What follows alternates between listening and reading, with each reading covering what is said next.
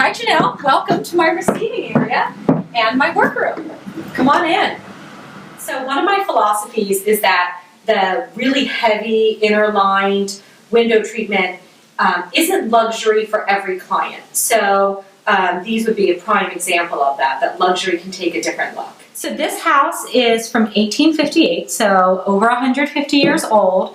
In here I have sheer line shears, which is a thing that I do a lot for clients. Because I like to save some money, especially with my own house, you might notice some workroom supplies being used throughout. Like these are just extra valance boards that were put together to make a frame. My husband's grandmother liked to do pen sketches, and so we took one and I just took it to Staples and blew it up on a poster for $20, and now I have art. More workroom supplies being put to good use. Here I have some 1x2s, and these are the clips that sometimes come on the bottom of rings. Dealing with old houses can often be a challenge, especially when you have curved walls like this. The window is narrower here than it is here, for instance. So here the front of the board is cut wider than the back, and sometimes I'll put a soft cord underneath the fabric at the top if I'm concerned that light might shine through. And I always have to cut the weight bar shorter than the front fabric, that way that can rest back at the narrowest part. Our breakfast area has lots of windows but no window treatments, so you can let me know if you have suggestions. This is the coffee bar, but if you want some coffee, you have to ask my husband because it's his obsession and I don't know it at all. This is the family room or playroom, and it was full of decorative painting everywhere. But more importantly, the window treatments. These were double width top pleated panels from my old home, and they are also a sheer line sheer, and I color block them by using this sheer stripe on its reverse side. It's a Robert Allen stripe, and I stitched it in. And I like how it plays like a little bit of a hard and soft thing with the charcoal, but being a sheer and having the gold in there softens it up. I also added these cordless woven wood shades just for some texture, and I decided I like the look of doing them as rectangular shades over an arched window just to draw the eye up and create a wall of window treatments. Earlier this year on a Saturday, my older daughter said that she was bored. So my husband was out with my younger daughter, and I gave her a sledgehammer and told her to go to town because this had vegetable and cornucopia raised tiles all throughout. So she banged away and got the crowbar and got in there. By the time my husband came home, it was all ripped up. And then we went and we grabbed some trim and kind of put this all together and painted it. And I think it's good, you know, that she's learning to do manual labor, and she's learning some of the trade. This back wall is our old roof that was replaced this past year, but these shingles are probably over 100 years old. I'm working in a house that had such extreme sun damage that it shredded their draperies that were made 4 years ago by somebody else. So we're going to fix the draperies, and I'm suggesting a sheer line sheer like the one that I have in here, with a lining that will protect from the UV rays but still be soft and let the sun in, or let the light in when the shade is down.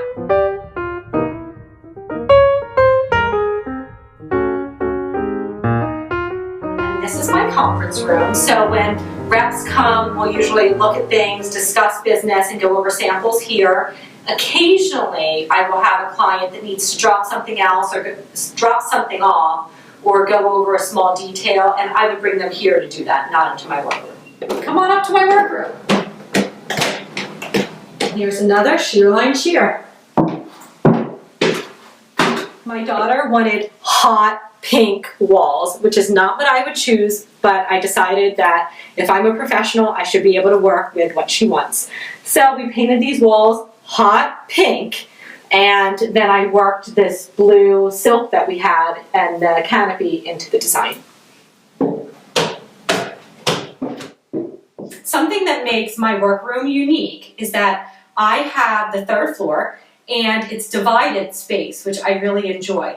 And actually this space is even utilized because when I have a linen that comes in and I feel like it has a lot of stretch to it and I'm concerned that it's going to stretch, I'll cut my panel sizes and I hang them from here so that the linen can pre-stretch before I fabricate it. This is my office space, which is the biggest change that I've made recently. When I looked at my business and saw how I was changing the dynamics of how I'm fabricating, I'm spending a lot more time in the office. So I thought it was important to have a space that's just mine and to rethink how I organize clients. And so I kind of came up with a whole new system based on some other whiteboard systems that I've seen so that I can track the progress of each client and it's very visual in front of me rather than something digital. I reached a volume of growth where I realized that either I needed to bring somebody in and train them to have them working with me, or I needed to outsource. And I realized over working, through the years that I really don't like managing people. I really like to do things myself. But what I was able to develop is a system of nuanced outsourcing where I have somebody that just sandwiches panels to my specifications. So when I receive my lining bolts, my fabric bolts, I bring them all up here to check them in. And every time I get a drapery order, I will select the fabric or select the linings that I want to use, write up every detail down to how I want every side hem done, all of that, and then I have somebody that does that for me. Once a week I'll go and pick up and go over everything in person. Then when I get them back, I can do the pleating to the pattern, adding trims, all of the detail work then comes into my workroom and my hands do that part. I kept saying that I wanted something to scream at me when I need to write a proposal or place an order or something like that. So that's why I developed this system. And these are my retail clients, and you can see I have a number of proposals to do because that's in red. Red means I've got to do it. Blue for me means it's been done, and green means I'm waiting for something. This is my main workroom where I do my fabrication, and I wanted to say that my last workroom was this size. It was a room in a small colonial home that was this size, and I worked out of it for 8 years, and I did a lot of work from that workroom. So if you're starting out in this industry, you don't need to have a finished basement, and you don't need to have a really big space to produce high volume. The harder part is storing it when it's done, but actually doing the work, you don't have to have an enormous space. So this table is 60 by 108. And it's pretty bare bones here. I have my line stitch, my straight stitch. I don't have a serger because I don't do pillows here, and I mostly railroad my flannel. So it has a nice finished edge and doesn't need to be serged. This I did invest in this past year, which is an old button machine that is used to tack my drapery panels because I do a lot of drapery panels. I've never bought a new machine, and I've never bought the Dufix that everyone has, and this has been fine for me. I keep my lining bolts under the table, but I have linings here that are cuttings and remnants that can be used to cover boards or for valances. I also keep anything that I would want to have on hand really quickly up here. I have my cardboard tack strip, Band-Aids, that gloop for blackout lining, and my drapery pins and trim adhesive, stuff like that. This is my personal stash of remnants, and if it can't fit in here, it means I need to get rid of it. This whiteboard was my old organizational system, but now that I have the new one, I just use this for notes while I'm working so that I don't have to keep referencing my iPad, which I also keep in the room, but this just keeps it visual. I can see it from across the room, and I remember all my numbers. 2 years ago, when we moved in, I set this room up as a secondary workroom, thinking that I would bring help in.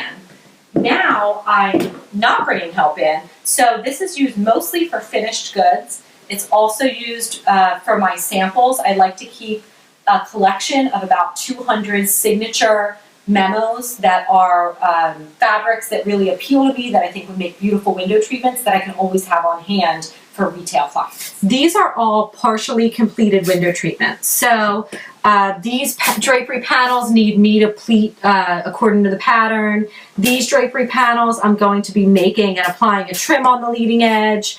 And then, yeah, some headers and trim all throughout. So I receive them like this, and I inspect them thoroughly, and then I go on to do the finishing on them. This is a relaxed Roman valance, where it looks like a relaxed Roman from the front, but turns softly around the corner for a full return. And I'm going to be doing a upcoming method share on this. This one's also a little unique because I didn't want a thick cord on top, and so instead of doing any type of welt, I actually just put cardboard between the velvet that we were using for a very thin finished line at the top. I found this recently at Home Depot, and maybe a lot of you use it, but because I like a really thick lining or linings for a kick pleat or box pleated valance, I bump up the board with this and it can just staple in. I don't have to worry about screws, and that way I leave room for my pleat and it creates a really crisp line at the top without the movement or waviness that you can get from a box pleat or kick pleated valance. This will be an identical valance to the one that I've done here, and this space that I've left off is for the bulk that you get from the pleat. These are used for packaging in blinds and drapery hardware, and we were throwing them out for years, but now I hold on to them because if I'm doing a soft cornice that has no pleats in it, I will use these as legs on the sides, and I actually insert it between the lining and the face fabric, and it can keep the fabric really taut, but you can still make a soft cornice that can be shaped or flat or really anything, now with some minimal legs in the corner. Lastly, this is my storage room, and I prefer plastic bins that I can see through, and I have just all of my workroom supplies organized and all of my things on rolls in this closet, and some samples that I need for designers and clients. Thanks for coming. I hope I showed you something new.